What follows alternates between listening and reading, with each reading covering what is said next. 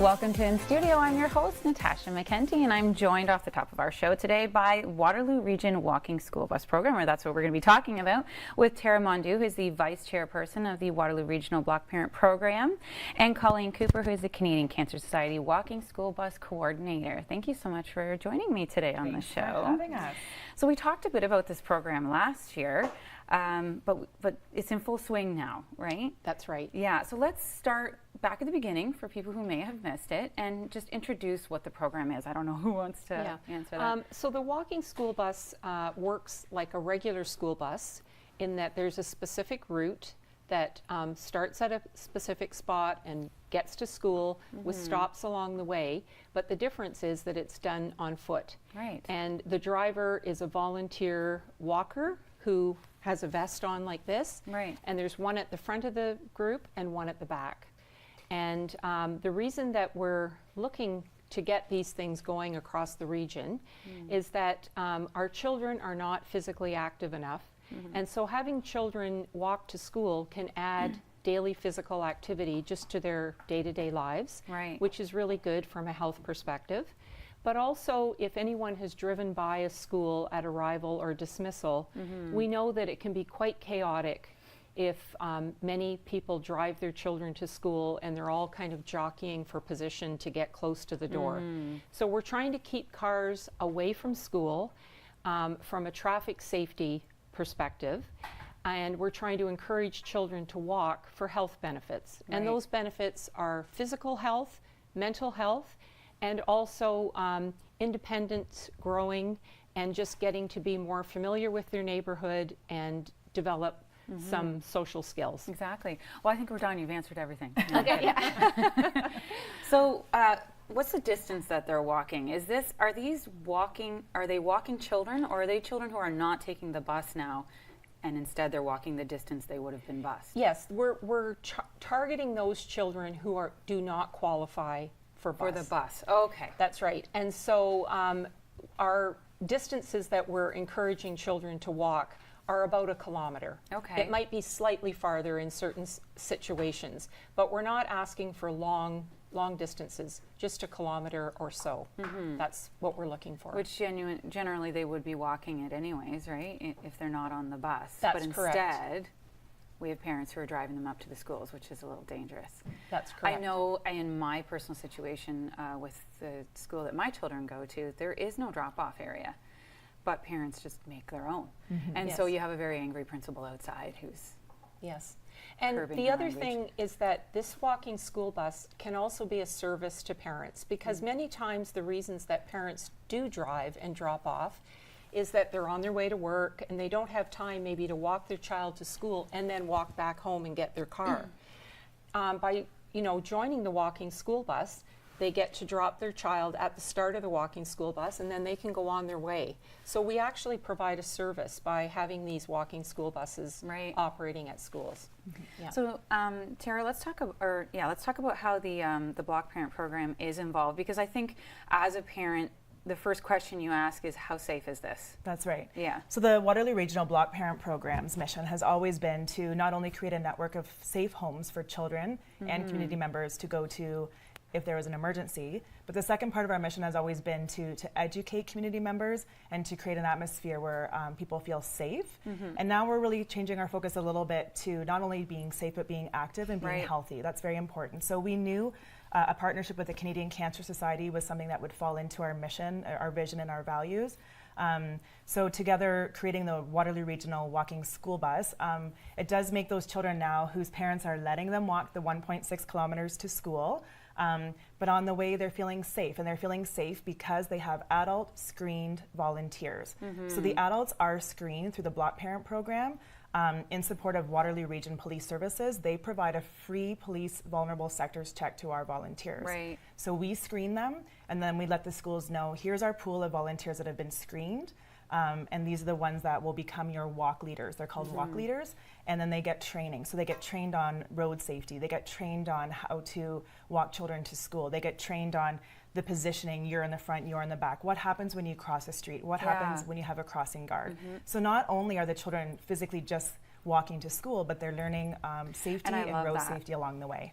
I love that, because I know a lot of children end up walking on their own with a sibling or a friend, and sometimes I see some really dangerous behavior. Right? I think we take it for granted that we think children know how to walk to school, Yeah. but we've found that they don't. They don't really understand that when you're walking on a sidewalk, you should go furthest away from the curb. They don't understand how to deal with crosswalks. They don't understand, when they're small, they don't understand when cars are coming, how fast they're coming. Exactly. They don't understand, can they get They across feel the a little road invincible safely? too, right? There's that part of children as well. Yes. That feel like So taking bad them on the things won't walking happen to school them. bus is teaching them all these skills. And the great thing about the skills is when they're done the walking school bus, on the weekends when maybe they want to start walking to the store, to the grandparents' house, now they have those skills and that independence to be able to go out into the world and walk safely. Right.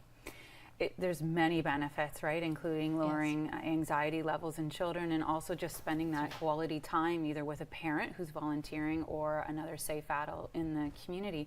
So we have about 2 minutes left. I want to make sure we talk about your needs right now. You are looking for volunteers to keep this program going. Yes. So talk to us a bit about who you're looking for.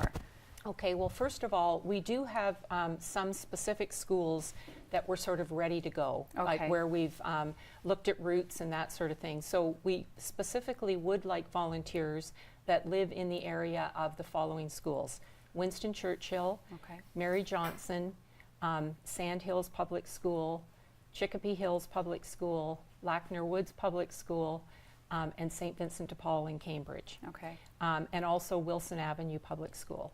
So these are some schools that we're ready to go with, and if anybody out there lives in those areas and thinks that this might be something for them, we'd really appreciate them coming forward. However, we're also, just looking for volunteers anywhere across the region as we do bring on more schools in the future. So that's a good point to make, because the volunteers don't have to live within the vicinity of Okay, I that was gonna school. ask that, They yeah. can be from anywhere in the region. They have to have a police vulnerable sectors check. They need to go through the training. So they need to contact the Block Parent Program or the Cancer Society Program. Our websites are probably on the screen today. So you can be an active senior. You can be someone who's Okay. available in the mornings. It can be 1 morning, 5 mornings, or anywhere in between Oh, for good. 1 Okay. hour, normally between 8 and 9 a.m. The routes are normally mapped out for you, so you know exactly where to be and where you're going to end up. Okay, so we've got about 20 seconds left. I want to make sure I get the website in there, blockparents.ca. You can find out lots of information. There are many benefits to volunteering as well, right? That's right. Get out there, get some exercise, socialize, feel like you're giving back to the community. Thank you so much for being on the show today. Thank Stay you. tuned. We'll have more after the break.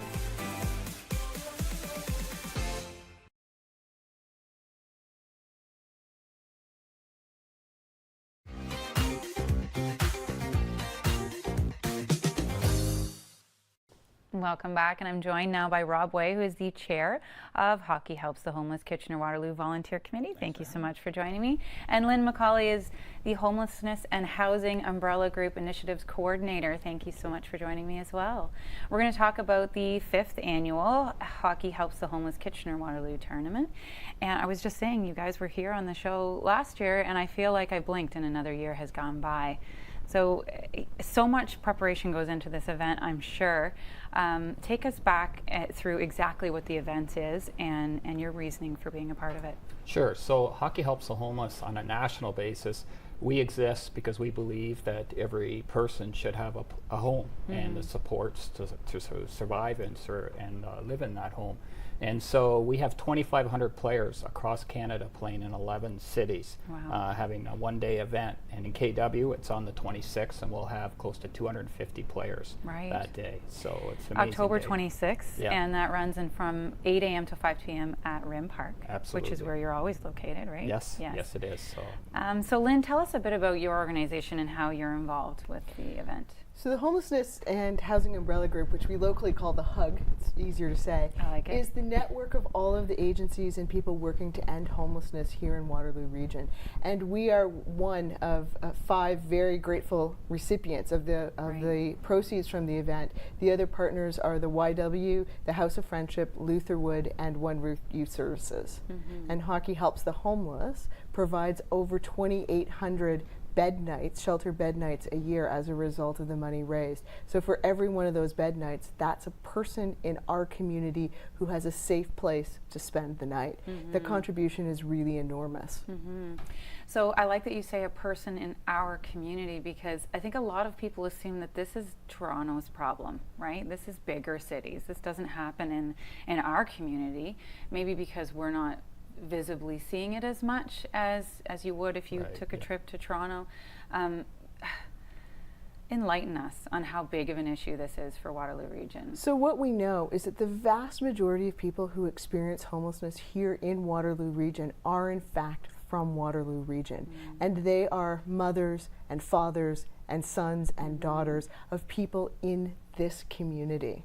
And every year there are about 3,000 people who use the emergency shelter system. And so the proceeds from this event help to support all of that amazing and essential work, life-saving work. And at the same time, they support our organization, which is also working with all the partners to find and create long-term solutions to ending homelessness here in our community. I went on the Hockey Helps the Homeless Facebook page, and I strongly suggest that people go there, because there's a video that I watched, and it really describes the experience of being homeless. It kind of hushes some of the myths and the assumptions that we have on what homelessness looks like. I think unfortunately it's very easy to turn a blind eye because we don't see it right in front of our faces in Waterloo Region. It's also easy to make assumptions that these are people who choose to be homeless, or these are people who are maybe mentally ill, but that's not the case. These people are, like you said, our children. A lot of them are adolescents who come from very unstable homes. And I'm not saying this as an expert by any means, but this is what I learned from watching this video. And it was humbling to me. There's so many causes in this region, and that's why I love this show so much, because it gives a voice to these causes. But this one really breaks my heart, because it's easy to turn a blind eye to, and because it is right here in our region, and it is young, vulnerable children as well, who will end up without a bed at some point in their lives, right? And here you people are organizing this amazing event and working for this organization to help give some stability and a bed to sleep in. It's as simple as that. It's something that we really take for granted. That's right. Yeah, and I'm just doing all the talking for you. I was just so moved by that video. I want to talk about the events and some of the excitement that's happening at your event, and what you're most proud of. Well, the thing that I'm the most proud of, so this is our 5th year.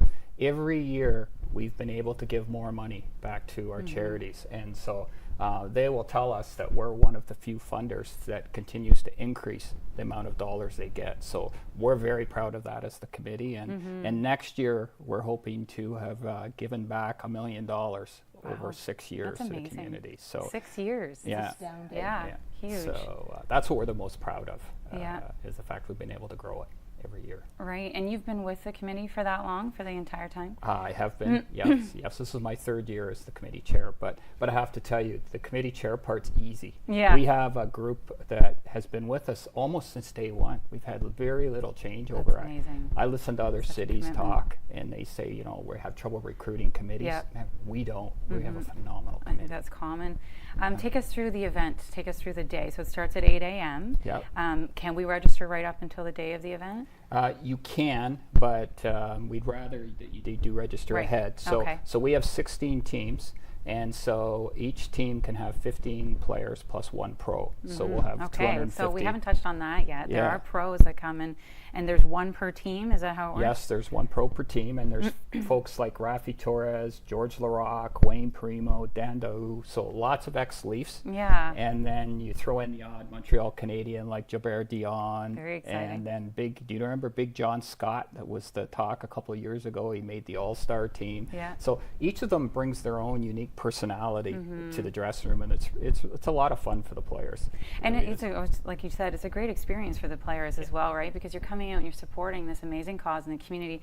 But when will you ever have access to hockey legends and influencers like this on a one-on-one basis? Yeah, right? well, like I say, it's an ultimate win-win, because you pull up in your car in front of RIM, and somebody runs out, gets your bag out of the back of your car so for there's you. bag valet. That carries it into the room. You get into the room and your jersey's hung up with a towel and socks and food, and then you're just treated like royalty for the day, right? Very nice. It's fun. And Yeah. and in their part of it, they raise lots of money to create beds. Exactly, and feel good about the impact that you're making on the community. Exactly. So how do we get involved if we want to get involved at this point? So it's really easy. You can go onto our website, and when you go onto the website, you'll see an Ontario tab and then a KW tab. Okay. And you can go on and you can register as a male or female free agent.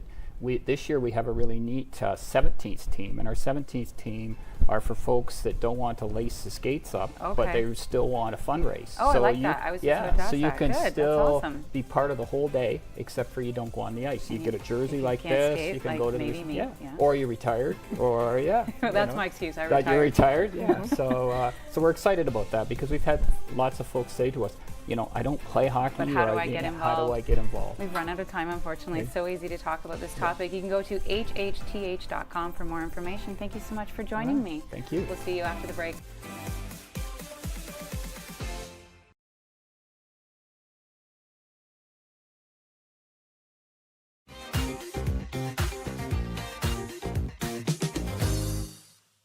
Welcome back, and I'm joined now by Andrea D'Ambrosio, who is a registered dietitian and wellness speaker with Dietetic Directions. Welcome back to the show. Great to be here. So we're going to talk about planning lunches, which is on everyone's mind. And I have to admit to you that I super dread it. Yeah, I like Yes. weekends because I don't know what the difference is. Like, you're eating lunch no matter what. It's true. It's the prep, right? Yes, and it's the fact that people are so busy. People are so busy You're that if right. we think of making lunches, we have to realize that it will never come as a default. Yeah. We won't have these prepared lunches, in which case today I'm focusing on how to master the make-ahead lunch Yeah. so that we can prep in advance and basically have a smooth week, less stress, less eating out, and healthier lunches too. And part of the prep too would be the groceries, right? And if you're not doing that prep, I end up, midway through the week having to run back because I don't Yes. have enough because I haven't thought it through for the whole week. Yeah, so with our clients at Dietetic Directions, we help them plan their meals so Yeah. that they can grocery shop and likely do Smart. only one trip a week and have everything they Which is need. going to save you money too, right? Saves you money, saves you time. Yeah, exactly. Yeah. Okay, I love this. I love when you come. Good. I need to learn these things while you're teaching. So with mastering your make-ahead lunch, I'm breaking it down for 3 Ps. So we Okay. have the plan, we have the prep, Okay. and then we have the portion. Okay, So we'll start with tip number 1, which is the plan. right. And I like to reference Benjamin Franklin, who said, we have to plan or we plan to fail.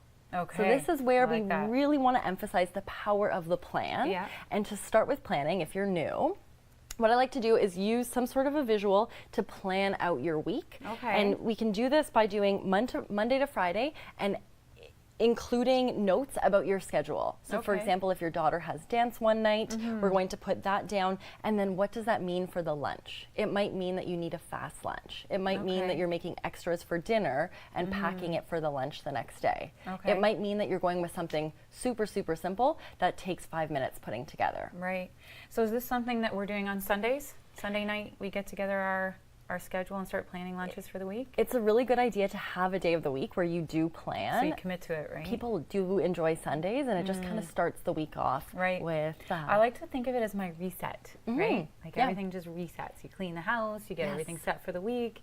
For sure. Yeah. For sure. And even involve the kids in the plan. Ask them what they would like to have in their Yes. lunches.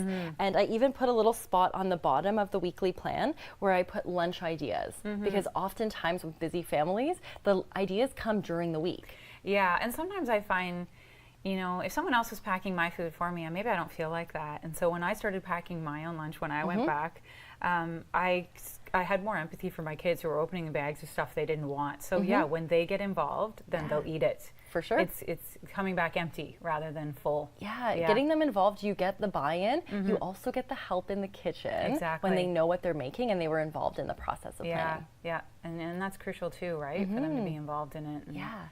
seeing where it comes from and what's going into For their sure, lunch. And for sure. Isn't it like a cognitive eating thing where you're aware and Yeah, no, it's knowing the process of how we get the food together and how we get it packed in that lunch. That's going to be a lifelong skill. right? Perfect. I love it. I love it. I got to get on board. All right, so we have the plan, and Right. then just a quick note, when you have the plan, translate it into a grocery list. Right. So with grocery list, I have produce, grocery, and dry. Okay. Just to help you when you go to the grocery store, you get it all done in one section, move on to the next. There's nothing worse than circling back because Yeah. you forgot something Yeah. because it was on the bottom of the list. For sure. Yeah. For sure. That's So- smart. So smart. And we've set ourselves up for success with the plan. We have the idea of what we're making as well as the foods on hand. Right. Okay. And this brings us to number to 2. the next step. Yes. All right. This is the hardest one, right? This I would is say, yes. this is Labor intensive. the most intensive. However, we can take shortcuts. Okay. So with the prepping of the vegetables, it's a good thing to do when you have 20 minutes, half an hour, or an hour. Okay. And it's great if you can involve the children as Right, well in exactly. the plan. Yep. So what I'll get you to do, Natasha, is give this little pepper a bit of a dice. Okay. So this is veggie prep. So Mm-hmm. very popular on social media where people are putting time into getting their vegetables ready And for everyone the week. has a different way of doing it, right? Like I'm totally not doing it right, I'm sure. But is there a right way? You are doing this perfectly. Okay. And really the best way to Because do it. I never feel super confident in the way I cut my peppers. Oh, no, you're doing a great job. And the importance of prepping is And are we basically, dicing? yeah, sure.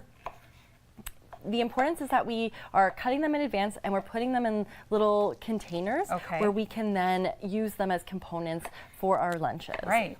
So most of the work is done, and then Yes. and then you're more likely to use it and not just leave it in the crisper all week and go, I don't have time for that. For sure. Yeah. For sure. And some of my clients found it really fun having fun music playing at the same Okay, time, yeah. getting other people A little involved. bit of shake it off. Yeah, just saying. for sure. Yeah, so we want to make it a fun experience. Getting Right. the And this is foods something prepped. that you would let kids do?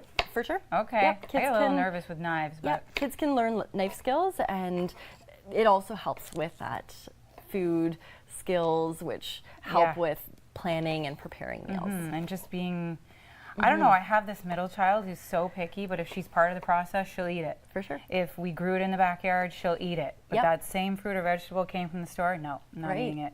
Yeah. This is the weirdest thing, but we just go with it. The power of being involved. I It think is really big. yeah. But yeah, it's like when you go out to eat somewhere and you're kind of like, it doesn't look like when I make it at home. For sure. Yeah. For sure. All right. So this is beautiful. So we Pretty have simple. It's yeah. pretty fast. It took you a minute or less, and you can also take this and put it into a Ziploc bag and Okay. pop it in your freezer. Oh, okay. And this is great too if you're over preparing or you've got peppers on sale and you're using them for omelets Exactly, or pizzas or sauces yeah. or chilies. You can have that ready to go. Same with proteins. So prepping protein in advance, looking at what you need for your meal plan. You might be buying something like a rotisserie chicken Right. and then using it later for wraps or quesadillas. Okay. And hard-boiled eggs are another one, made in 10 minutes, lasts in the fridge for a week. All right, so we have about 90 seconds left. Perfect. So it We're gonna brings go on us to the third step. Yeah, step number 3 is the portion. So with the Okay. portion, we have done all the hard work. We've Right. planned, we've prepped. Now we're essentially putting it together. So Natasha, we are doing a Mexican Buddha bowl. Oh, yum. In which case, I have your components. Okay. I put some arugula on the bottom of a little lunchbox. Okay. And then what we'll be doing is we'll be adding some protein, so Okay. some black So beans. adding olive, or am I just picking? Yeah, you can Okay. go for it. Add whatever I want. Yeah. You know what's nice about this is you can create this the night before when you're not starving, and you're talking about portion, right? Yeah, And now for sure. that's great portion control. So we have about 45 seconds, but I can't not put guac in here. Yes. So this is just avocado, or? Yep, it's guac with it's avocado with some lime, and I put a little bit of red onion in there, a little bit Okay. of salt and pepper. And beef, which I Yep. don't eat, but Yep, we have some ground meat. We also have some salsa. Homemade and this looks salsa. amazing. We have some cheese. And it's okay overnight in the fridge. Yep. So is there somewhere we can go online to get this information? Can we go to your website? Yes. Yeah. Check out dieteticdirections.com. And we can I get all of have your make helpful ahead tips. lunches. Yeah. Awesome. Thank you so much for coming in today. Always I have a wonderful. feeling next week I'm going to eat really well. Excellent. Stay tuned. We'll see you next time on In Studio.